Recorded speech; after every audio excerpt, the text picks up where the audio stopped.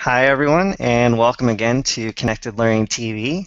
This is our second webinar of 2015 and part of a series called Empowering Lifelong Learners by Teaching the Web with our friends at Mozilla Webmaker.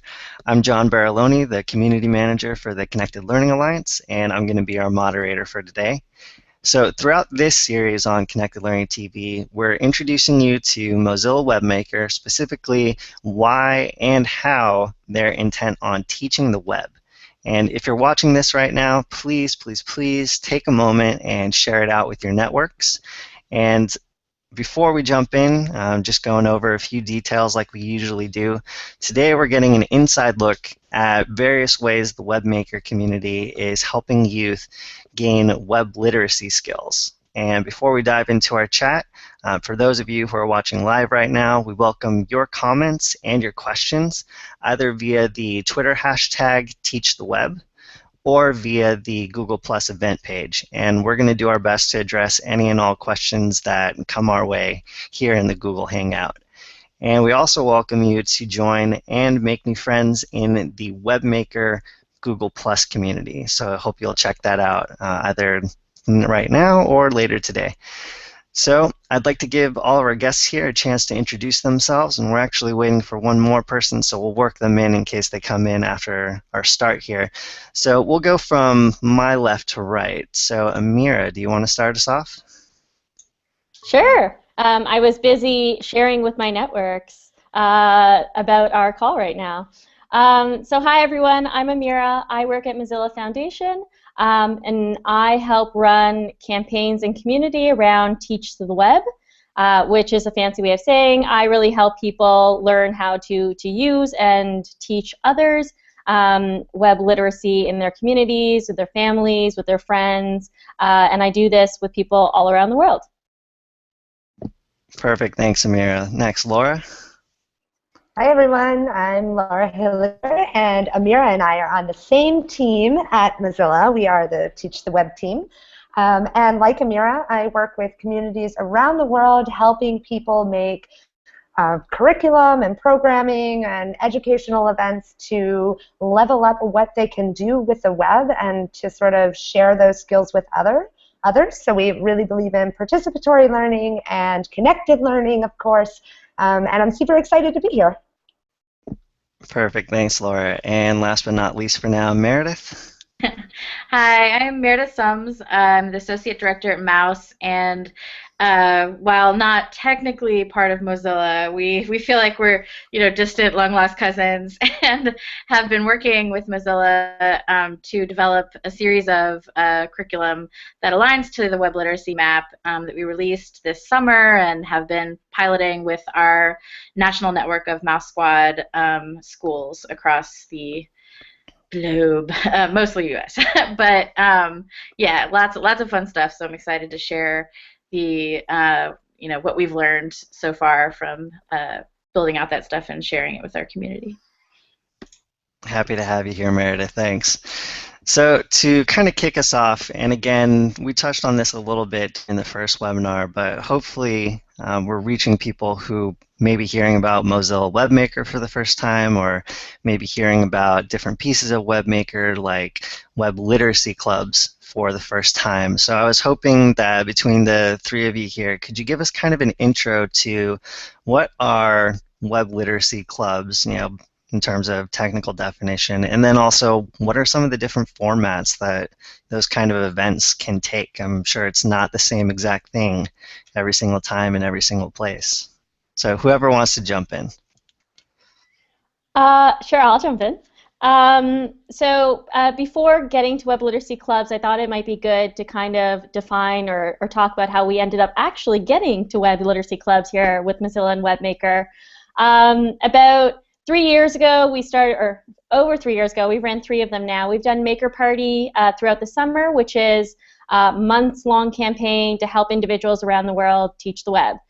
So in this time, we ask people everywhere to get together with people they know and teach them, whether it's something simple or small or complex, and do this within an hour, a day, a weekend, continuously. And we've seen people everywhere do a variety of things, which is fantastic.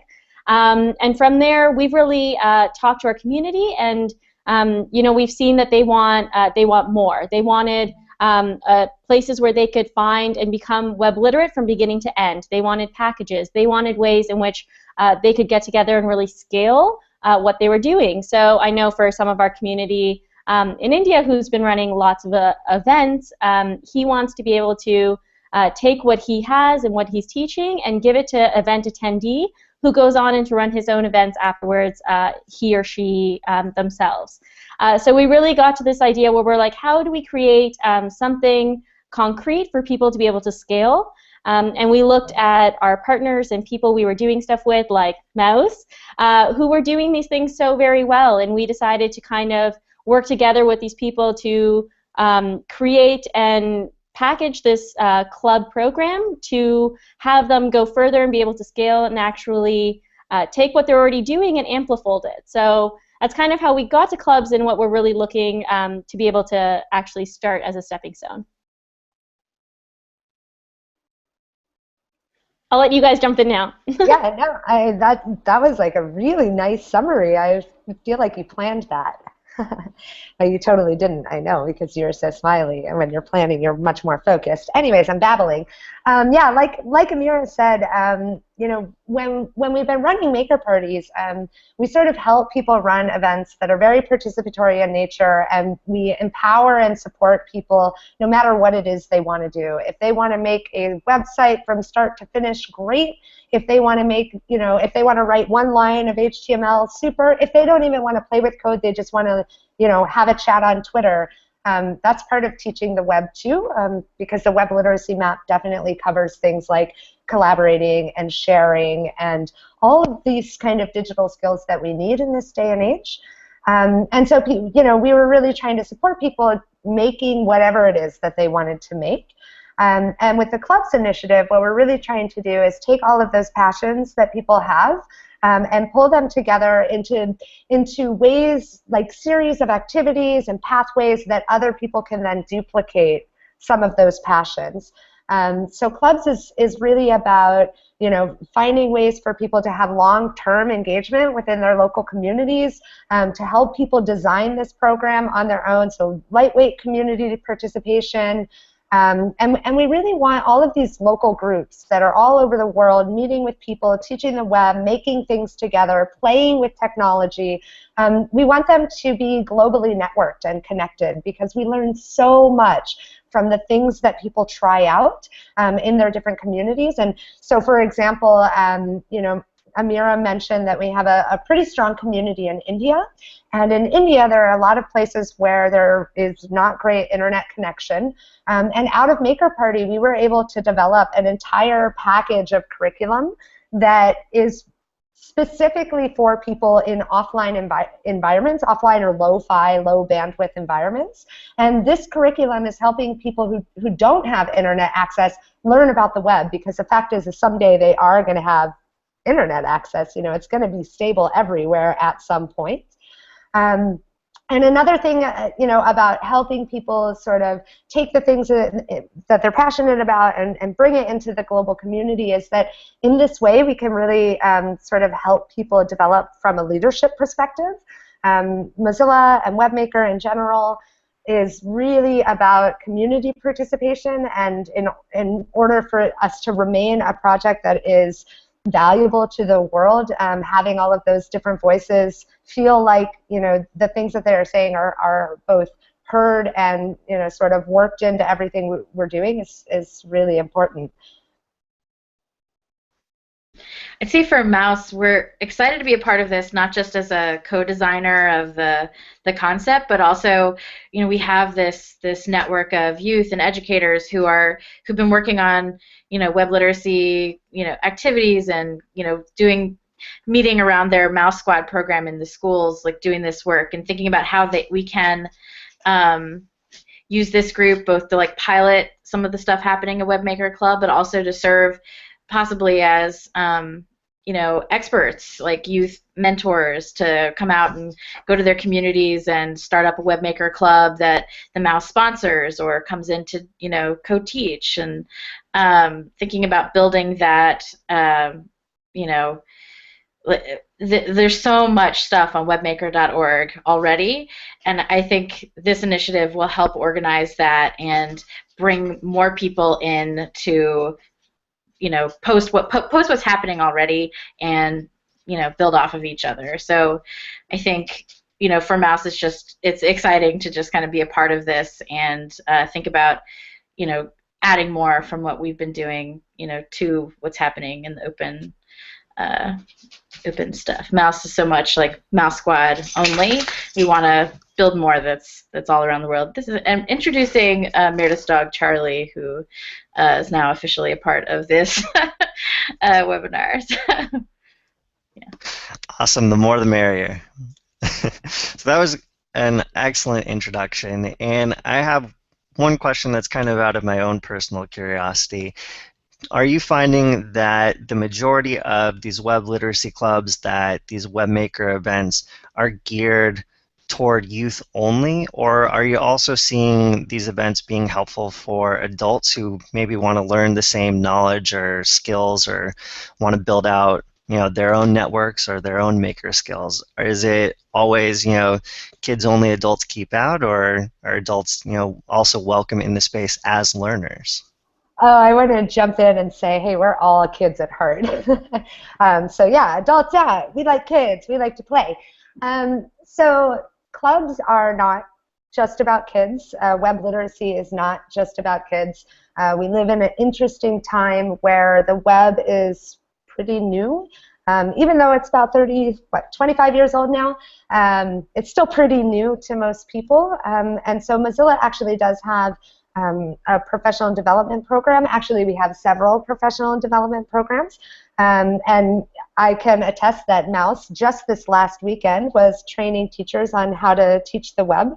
So we are very interested in people from all walks of life and all age groups getting their hands dirty and making stuff with the web. And we're eager to help people do that no matter where they are or who they are. And even though the web is relatively new, I think we're seeing this whole movement kind of arise right now of there's a lot of threats to the web, and we're just starting to learn what they are and what the potential future of it could look like. And there's a group and a movement associated with that of a bunch of people that are, they feel passionate about the web, they love it, they use it, it's embedded into everything they are, and they're starting to stand up to fight for it, which is fantastic. And it's a truly moving event, and they know that in order to fight for it, they have to actually start teaching others about it, that not only are they, we always say, users of the web, that they actually need to be makers of the web, and they need to be creating and shaping the future. And it can't just be up to a few conglomerates. It needs to be about us. And there's a very strong, Laura's giving twinkly fingers, which means she agrees. There's a very strong group that's only actually further growing. And they're together providing this movement that allows people like them to start taking movements to teaching around the world, adults and people of all ages. I know we see youth being taught, we see seniors being taught, we see adults being taught, families, parents, all the time. So it's definitely a very diverse group that we're looking at. This summer, Mouse with Mozilla led our first Webmaker Institute, and we invited Mouse educators from the whole network to apply to participate, and we selected 14 to come out from California and New York and all over, and they spent 2 sort of intensive days helping us pilot the activities and lessons that we were going to be distributing on webmaker.org. And it was such an amazing experience for me as an educator of educators to just sort of see them have fun with stuff that you might expect, like if you ask a group of 30 and 40 somethings to run around and make silly noises and pretend to be we have a game called Tag Revolution where we give them fake tags like spin, there's an open spin tag and a closed spin tag, and if you're between them, you have to turn in a circle, and it becomes this like wacky HTML dance party.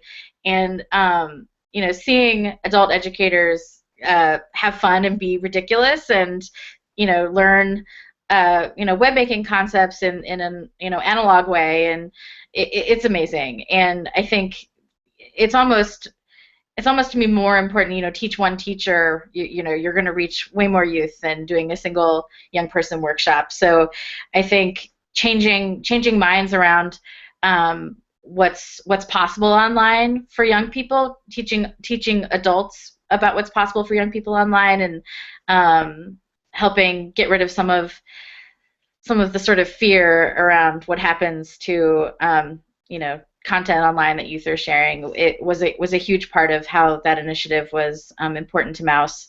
You can imagine that all these stories of hacking and this Sony and North Korea and like this just world of like just scary stuff that people are the predominant story about what's happening online. We want to help our educators know that it's their opportunity to help young people share positive stuff online and build identity around creation and making and talking back to the web and all sorts of great ways for them to engage. So I definitely echo what you guys are saying. I mean, the educators, adults, yes, like such a critical part of this web literacy movement.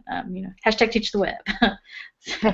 I would actually jump in to say that something that I think that's really interesting about the way that Mozilla does train the trainer or professional development, and also I know the way that Mouse does it. We are teaching educators and technologists who want to teach how to teach other people, and we're using the same learning methodologies that we use with young people, and it works really well. Meredith mentioned Tag Revolution, and she's was talking about how funny it is to see a group of educators get into it, and I've done that activity with all different age rates. I've done it with adults. I've done it with business people, all from the corporate environment. I've done it with youth, and people internalize so much about the web from activities like that. I mean, it's a simple, crazy dance party, with a certain set of rules. And if you wanna take a look at it, you can go to webmaker.org and search for Revolution, or just go to mouse.makes.org. But in any case, using the same methodologies to teach both youth and adult really sort of reveals the way that we in the 21st century can sort of shift the dynamics of teaching and learning. We don't live in a world where the teacher is the only authoritative figure in the room and needs to stand at the front of the classroom and tell people what to do.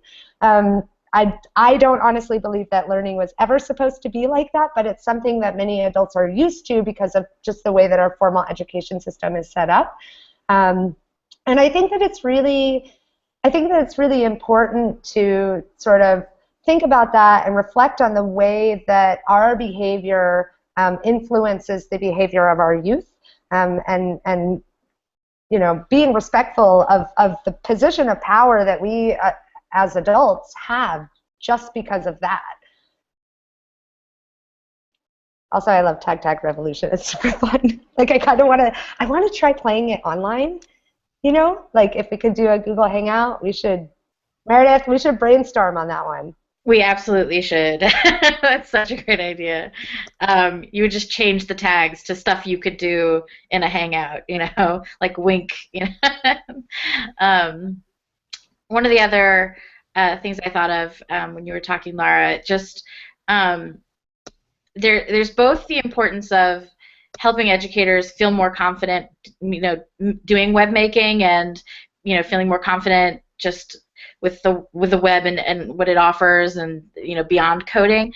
But it's also critical to help educators think about how to incorporate this stuff into subject area learning. And so yes, we should be helping people teach how to code just on its own, but also how to teach an English course where web making is integrated within it, or math, or really any area. One of the greatest parts of the Webmaker Institute, and also the mini Webmaker Institute we did last week with the Hive, is having them brainstorm using using competencies within the web literacy map to hack and remix lesson plans that they've been teaching for years.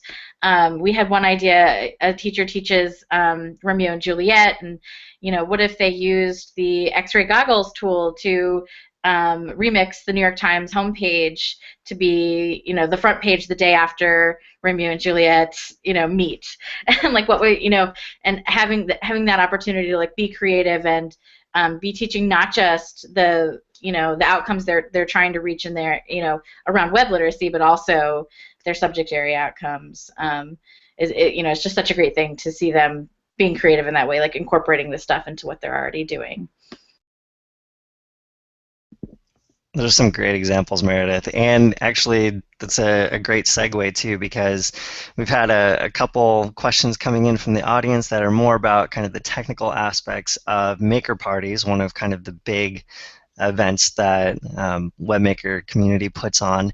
And one of the questions I think that would be nice to kind of help key that up a bit is, I know for Webmaker maker parties, it's not just okay, sign up, you're gonna go do something on your own completely and call that a maker party.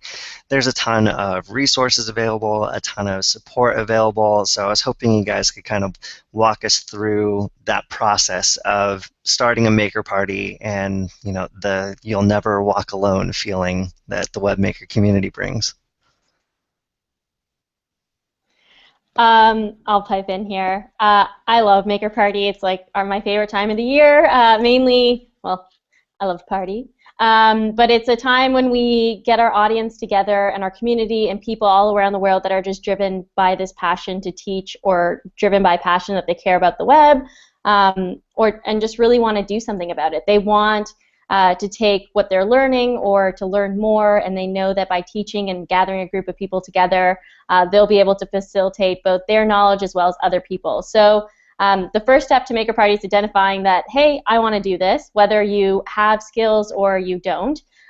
We find people have skills and they want to teach others, or some people want to gather a group of friends together and learn in group environment, which we very much encourage. So gathering people together, understanding what type of event you want to do is key to establishing a Maker Party, but then actually accessing our boatloads of resources. I know that Laura and Meredith have both pointed to webmaker.org, where you can find kits like Tag Revolution and tons of other stuff to get them together and teach parts of the web literacy. Maker Party isn't necessarily about doing it all. It's about understanding parts of how they all fit together and really remixing and understanding what you're doing and how you can maybe add a different spin to the things you do every day, or really getting a bigger glance and sharing that knowledge out. So we've got an entire team that's dedicated to helping with that. We've got resources, but most importantly, there's a massive community of people and partners and organizations that are doing this all the time and all together around the world. So I know friends and people that have said, hey, I want to host Maker Party. I have no idea how. And a friend not far from them, or someone they don't even know not far from them, comes running in and says, let's do this together, or let me bring some people to this, or I have my family I want to teach. Maker Parties are all about bringing those people together, as well as just having that community by you that's really supporting and doing something larger. And I know it's really been a stepping stone for people that want to do more or just use it for professional careers and advancement and understanding, and seeing how these things are all interrelated towards them. In terms of support mechanisms that we have for people, there's about 1,000 different ways to get involved with the Webmaker community. We're pretty much all over the web. We have discussion forums, we have mailing lists, we do stuff like this, like webinars, so that you can learn about it. And from the Mozilla team, anybody out there who's interested in this stuff and feels lost and needs help, you are more than welcome to send us an email and use your searching skills to kind of look around. You can pop into IRC, if you know what that is, anytime. I think probably the quickest way to get help is either to use Teach the Web hashtag on Twitter or to go to discourse.webmaker.org, which is our discussion forum, and it's a place where a lot of our community is hanging around.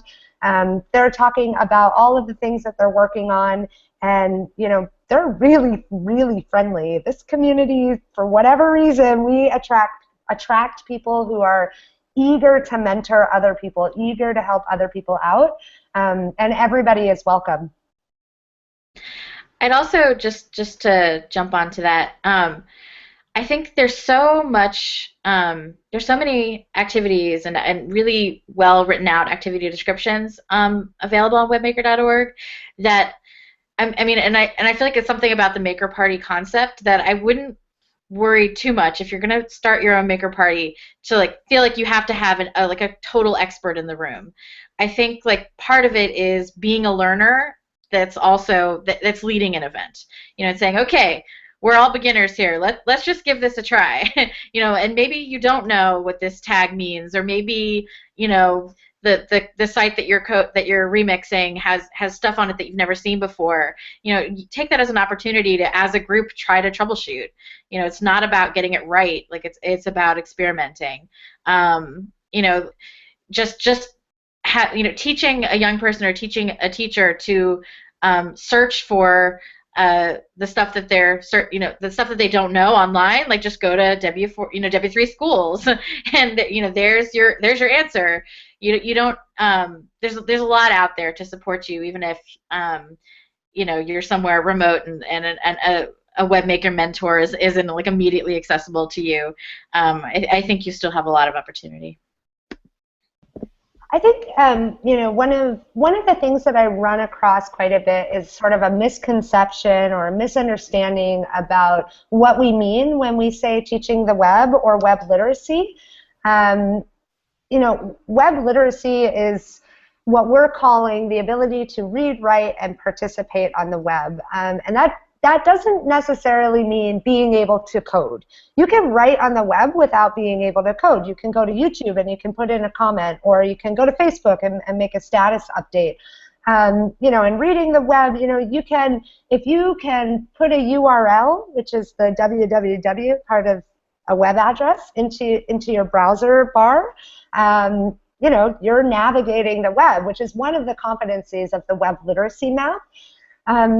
And the participating part is really about embracing the opportunity that we have in this day and age to connect with and talk to and learn from people anywhere in the world. So right now I'm sitting in Germany. Amira's in New York. Meredith is also in New York. John, where are you? Southern California. Southern California. We're spanning 2 continents right now. And the web is the thing that makes it possible. So if you feel like, oh, coding's not for me, that doesn't mean that you can't, get in, dabble a little bit, experiment. Like Meredith said, this is not about getting it right. We're not trying to create a bunch of, web developers or software programmers or anything like that. It's just that we live in a technical world. The world is digital. It's gigantic. Even though sometimes it feels really small, like when you're sitting in a room with people from California and New York and you're in Germany. And the skills that we need to interact with each other on that human level in this day and age, they've changed because we're not sitting in the room together. We are using web technologies. And so learning about how you can participate in that greater world, that's what web literacy is all about. It's not about HTML. It's not about JavaScript. It's about learning how to connect with people all over the place. Just to give an example to what you're talking about, Lara, one of the activities we worked on that's up on Webmaker is called Cracking the Code, and we have lots of horrible puns throughout everything we do, so you're just going to have to bear with me. But Cracking the Code is an activity that focuses around learning how to search online and how to evaluate whether the resource that you're looking at is legitimate or not.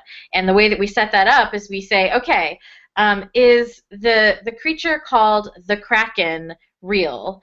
And your task is to search the internet for articles and websites that talk about the Kraken with a K, and decide by evaluating three web sources whether the Kraken is a real creature. And what you see is when you're searching, you'll find sites about mythology. You'll find crazy Bigfoot websites, which like I found the Kraken, in the Bering Sea, and like with these like grainy, pictures, or and the task is to look at these sites, like see, when was the site written, when was it last updated, what's the design like, how many ads are on the site, and use that information to help you decide whether it's a legitimate source or not. And that kind of skill, like being able to evaluate what you're looking at and make educated decisions about whether this site is giving you real information or not, it isn't something that is necessarily intrinsic to your ability when you first go online, and having a moment to think about that and to do that work is such a huge part of web literacy. And so the skills, like you're saying, are they're code, but and this sort of soft skills of the web, as it were. Yeah. And actually, while we're kind of on that train of thought, so particularly coming out of Web Literacy Club events, are there any other, very specific, particular, sounding like Liam Neeson from Taken, particular set of skills, soft skills or 21st century skills that you see kids gaining from being involved in these kind of events, not necessarily just the technical skills of getting better, with coding or with a particular piece of technology? What other things are they learning that maybe might not even be immediately viewable, within the event? Maybe it's later down the road they kind of realize, oh, I'm better at X, Y, Z.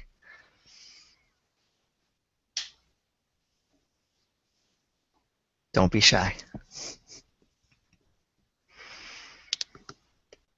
I mean, I'd say anytime you have folks learning in groups, like most of the Maker Party stuff isn't a sort of one-to-one, a young person at a computer, working in a silo all by themselves. They're designing and problem solving and doing all sorts of work in small groups, and having the opportunity to start an event thinking you're not good at something, and then to end an event feeling more confident and feeling like this is something I can actually learn more about, and something I can do, and something I can become an expert at, I think is a huge part of the the softer skills of web literacy. Oh, we lost Laura. But I mean, yeah, you definitely see that when you see learners take something apart and start to understand it. It's that just that confidence and building the self-efficacy stuff that is just a huge. I find that when you talk with people and have a big group of learners, just the willingness to kind of want to learn and want to be able to impact and have a change in the stuff you're doing, and perhaps change it and alter it yourself is huge in terms of the skills to really wanting to do it, as well as collaboration and being willing to participate. Participatory. Laura's not here. She'd be proud I dropped that. But be able to jump in. I always find that in group settings and with people that we're working with daily, like one of the greatest skills and assets I see is curiosity. So being curious to change something on the web, to not be afraid to break something, as well as think that you have that impact to actually to do something different. I think curiosity is one of the most undermined things that we have right now, and really have a crucial impact in our ability to disrupt and actually create and build together. And without curiosity, we would never have broken things and fixed them and made them better. So crucial skills to actually working together and doing things for people when they're in group settings. And while we're on the topic of maker parties in particular, this is actually a question we had from Annalise Martinez, both on Google Plus and Twitter. So Annie, thanks for sending in your question. So Amir, are you finding that people who are asking for specifically maker party support are usually asking for different kinds of content to teach or different kinds of lessons to teach, or is it more about the style of how to teach in a maker party environment? What do you find people need more help with usually? Oh, 100%. We have, well, the thing about Maker Party and this audience in general is we have people coming from a variety of backgrounds. So some are very knowledgeable in what they want to teach. They want to teach privacy in their kids' schools, and they don't know, they don't know if they have the skills to be able to be the one to teach it. So there are people that are looking for leadership skills and development in order to become a better mentor. But there's a large group of people that have put up their hands and said, I want to teach, but I don't know where to start, and I don't know what to use, and I don't know what to do. And I don't know what tools to use. I have no idea in this ethos of millions of things online and tutorials of what's the best way for my audience that they can learn. So we definitely try to gather those together and like direct people in ways that make the most sense for them and maybe their audience is more keen to do and stuff like that. So there's, if you go on webmaker.org and search things like online, offline, group, girls, you'll see tons of segments for people to be able to teach, as well as like mobile and app and stuff like that. But our web literacy clubs that we're developing also help direct people in terms of specific modules that they'll be able to use specific to the web literacy map and skills that we've all defined already. So if you are interested in privacy, there's going to be specific subsets of things that will really help evolve and teach with that you can use to teach with that group. So it's definitely a thing we've heard people ask about a lot, and we're trying to help adapt and mold our curriculum to be better shape and for people to grab and teach that exact skill and know what material to use, because right now there's so many out there and it's hard to actually filter through and find them all. Welcome back, Laura. Oh, you know what? I mean, if you're going to talk about web literacy and you don't fall off of the webinar, then it just doesn't count. Somebody always has to fall off the webinar. So another quick question, since we're talking a lot about maker parties, that kind of usually brings to mind this broader maker movement. And I see, and correct me if I'm wrong, maker parties as kind of a more technical / web focus, but there also seems to be this broader overlap with the maker movement as well. So I just wanted to see, between the three of you, how you see the webmaker community and the broader maker movement kind of interweaving and working together. I start? Because I didn't mute myself. Anyways. Go ahead, Laura. So I think that the webmaker community is really passionate about making with technology, whereas the maker community is passionate about making in general. So I would say that Webmaker and the Webmaker community and all people who like to use technology to make things are actually part of the maker community.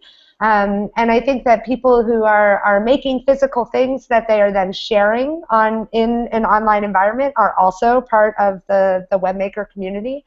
I think that these two movements, they're really not two movements. They overlap pretty significantly, and anybody who's out there in the world making even just analog physical things, if they're putting them online, if they're sharing them with a global community, then they're absolutely part of what we're doing and what we care about, because you don't have to be a coder, like I said earlier. You don't have to be a coder. You don't have to be making websites. If you're just sharing online, if you're collaborating with people online, if you're publishing tutorials about how to knit online, then you're part of this movement.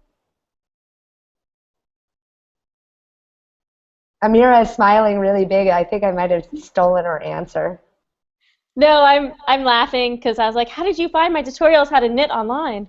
Um, Do you really have tutorials? I didn't. It was just a random example, but that's cool. I at one point really liked knitting.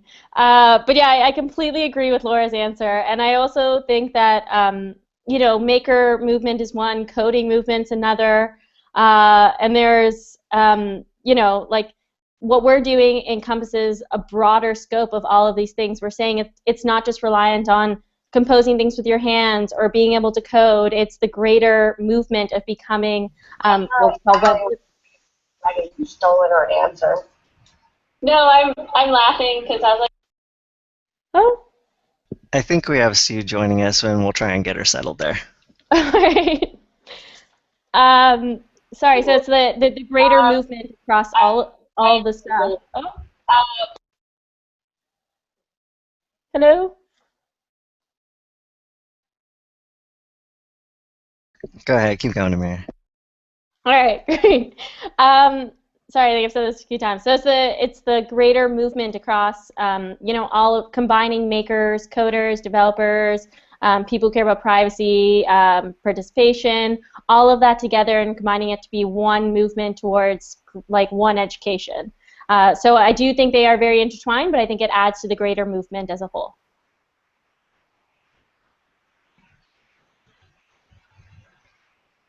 Hi. Hi, Sue. We're not seeing your webcam feed, but we can hear you just fine. Oh man, sorry about that. Let me see what I can do. I don't know why that's not. It's supposed to be on. It says it's on. Technology is not working for me today. It really isn't. No worries. I'll just take the break to sort of interrupt Sue, who is currently coming to us as a CyberLink camera icon. Sue lives in the UK, and she runs actually a couple of different clubs in her school. And she's a technical coordinator, and we sort of invited her because she's been doing a lot of pioneering work around bringing things from the Webmaker program into her school, and really, like Meredith, just being a champion of the work that's going on, and trying to spread the love. And I thought she might want to tell us a little bit about her clubs. Yeah, well, we're doing we've done quite a few different things over the year, over the past academic year, and the year previously. We run a code club at which we do a variety of different things. We don't stick to just code club activities. We do all sorts of extra things and encourage the children to bring their own ideas to the club as well, which is fantastic. And they come up with the most amazing ideas, like one child read a book, loved it so much that he actually turned this book into one of those books where you decide what you're going to do to make the story go to the next level. But instead of making it a book, he turned it into a Scratch game. So within Scratch, you got to choose where you were going, and I just thought, wow, that is amazing. I never would have thought of it. It's not a book that's designed that way, yeah, that was really, really cool. And then amazingly, we've been running this this pilot scheme project to increase maths skills throughout the school, and another child was so enthused by that and the fact that she could create her own things in Scratch, and she'd got these skills that she'd brought about, that she decided to make her own version of this maths tool that we've been using, and has set up some, not just one maths game, but like a dashboard of maths games in Scratch. So yes, much pride lies with me for that, for having them in my group. That's just amazing. But we've also run 2 Webmaker parties sort of in our own rights. We've got other people that have seen how great it is that they now would like us to do maker parties for them as well. So really beginning to sort of spread the love, and it's just so nice to share all sorts. We're also run a Digital Leaders Club as well, which is a fantastic way of enabling children to to be able to, I mean, I'm sure lots of you have heard of digital leaders before, but it means the children can actually take responsibility for the technology in their classrooms, the technology and how it's used within their learning, and to kind of take charge of it over the teachers as well, make sure they're doing what they should be doing with it and trying to teach it and use it as much as they can. And then obviously we're starting to incorporate the web literacy program into everything as well with the new Webmaker clubs. But I've been teaching web literacy using Mozilla tools for some time now, and using Meredith's wonderful Tag Revolution, which she knows I have a lot of love for. Yay to Meredith for that one. And also another one of Meredith's, we used X-ray goggles, lots of times actually. The kids absolutely love it, to get the kids to hack into the school website, and then they turned the teachers into the Simpsons and the Muppets and all sorts, which gave lots of fun, and yeah, they enjoyed it. So yeah, loads to be gained from it. That's actually because you mentioned the tools, and I know that John wanted to ask a little bit about some of the tools. There was a question floating around as to like whether or not the tools would always stay the same. And what I would say to that about open source software in general is that as technology evolves and shifts, and as communities evolve and shift, especially communities of practice like our community, the tools have to evolve and shift as well. So the Webmaker tools will not always remain the same. They will grow and they will change, and they'll be able to do new and different things. And I think webmaker.org won't always stay the same. As Meredith mentioned earlier, there are lots and lots of resources, but you know, one of the things that the club's initiative is trying to do is to thread those resources together in a way that's really, you know, helpful and valuable to people. And the reason that we're trying to do that is because at the moment it's kind of hard to find what you're looking for. It's kind of hard to find, or not hard to find, but hard to stumble upon. And so, you know, Amira and Meredith and Sue and I and other people in the Webmaker community, we are your resources, and we're happy to point you to awesome curriculum and great projects and activities that people are doing.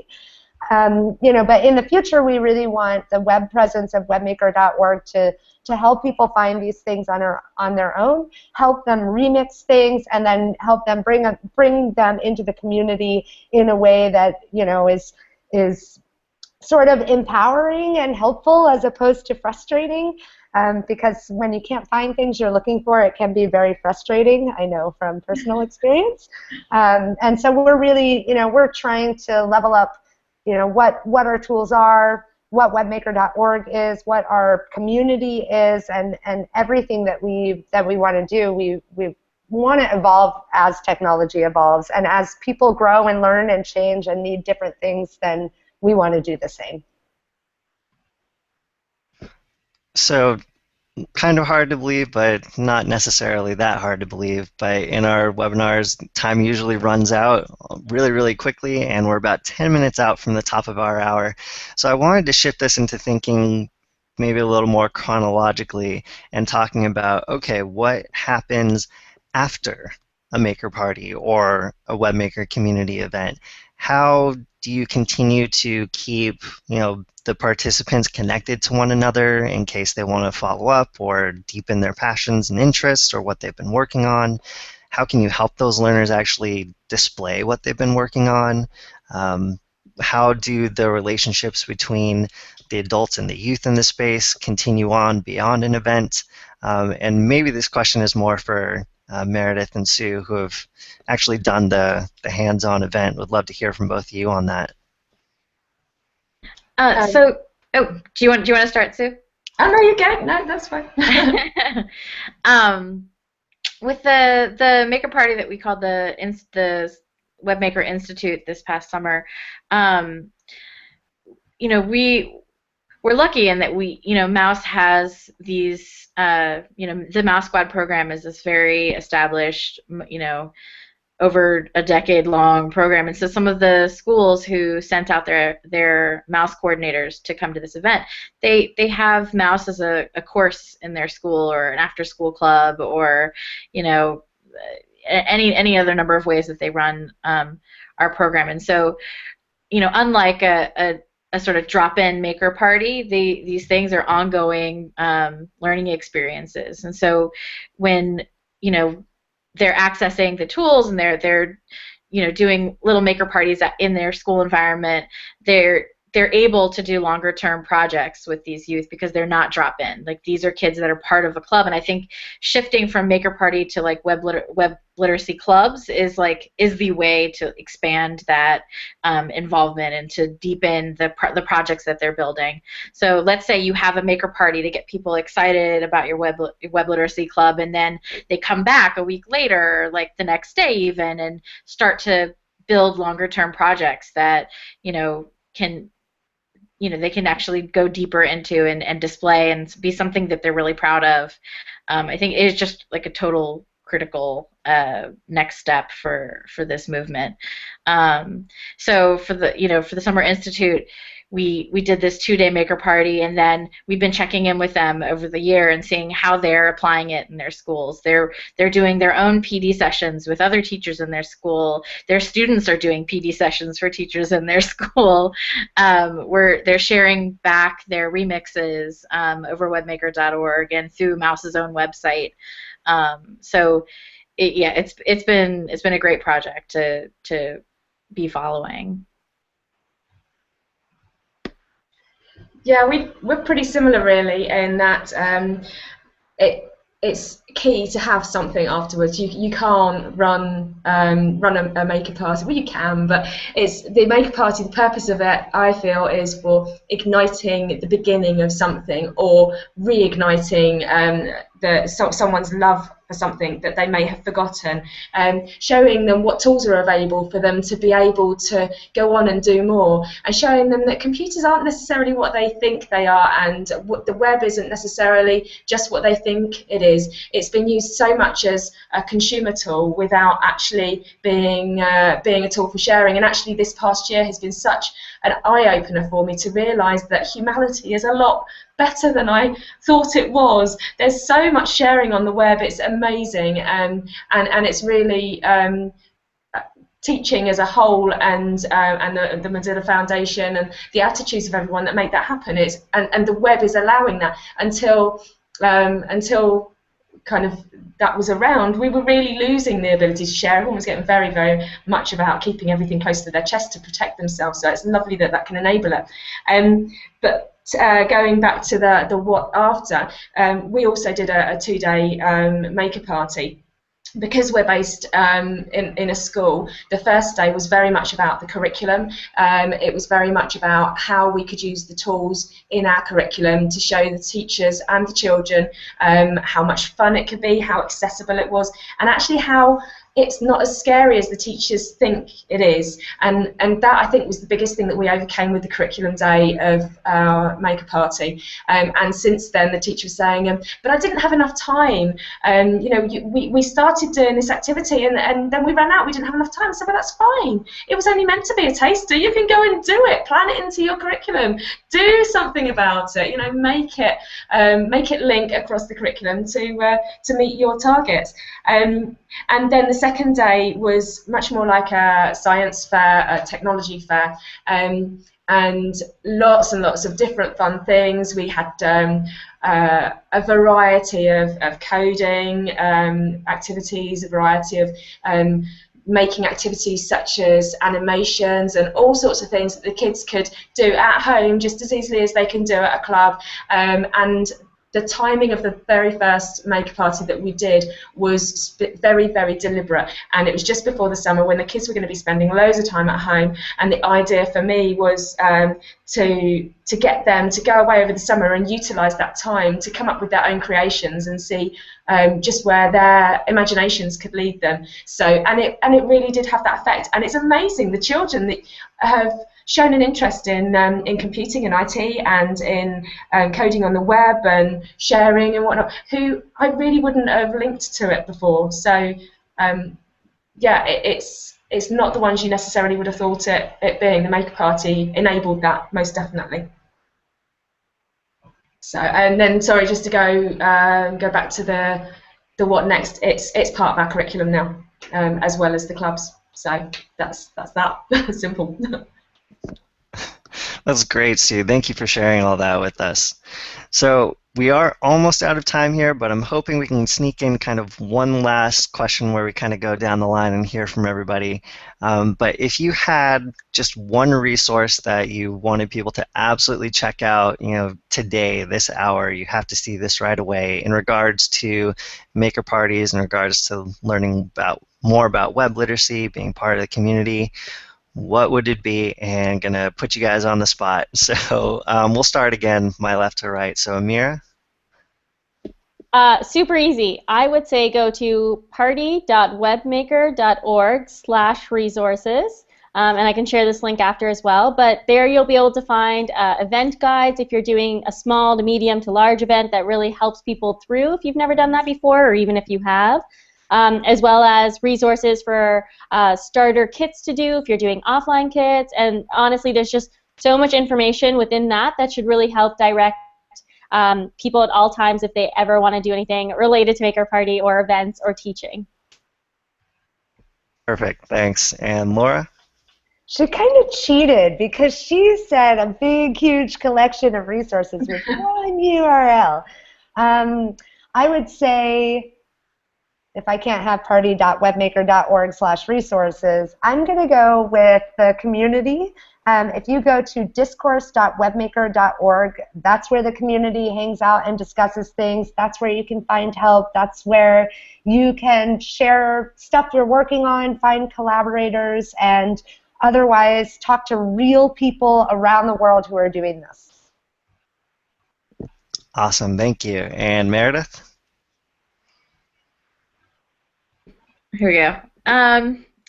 Since we've talked about where you can go to find all the resources, and we talked about where you can go to find peers doing this work, maybe what I'll share is a first make. And I think a really good, just sort of, if you're gonna just give this stuff a try to begin with, I would start with X-ray goggles, and an activity you can do on your own or really quickly with youth or other learners is Hack the News, which I'm trying to get the URL for it.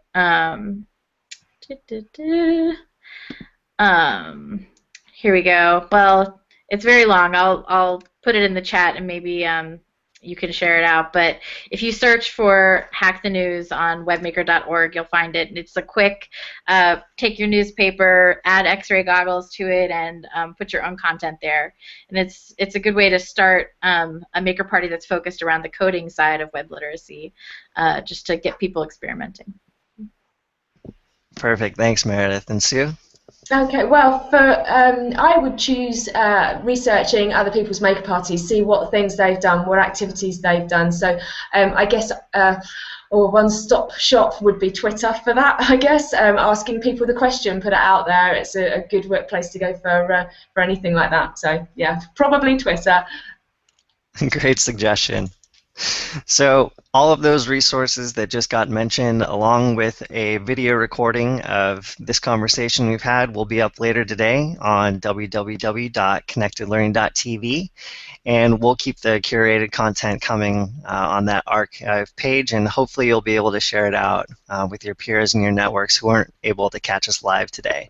So this wraps up our second webinar of this January series, and hopefully you'll meet us back here, same bat time, same bat channel, Thursday next week at 9 a.m. Pacific, 12 noon Eastern. And we're going to be chatting a little bit, kind of what we're getting into today, about how to get involved in the Webmaker community. And like Laura mentioned, there are a ton of ways to do it, and so hopefully we'll be able to cover as much as we can in the 60 minutes we're going to have with Lucy Harris from Mozilla. So hopefully, again, you can keep chatting via the Teach the Web hashtag on Twitter, and you're going to go and find and make new friends in the Webmaker Google Plus community. And if you found this conversation helpful or inspirational, or had some really great moments or questions, please share it out with your networks again. And if you'd like to know about more webinars that are coming up on Connected Learning TV throughout 2015, check out again the website www.connectedlearning.tv and sign up for our email newsletter there. So thank you all again, our guest speakers, for their awesome energy and insights, and hope to see you all online later. Thanks, Thanks, John. everyone. Thank you. Bye, guys. Bye. Bye.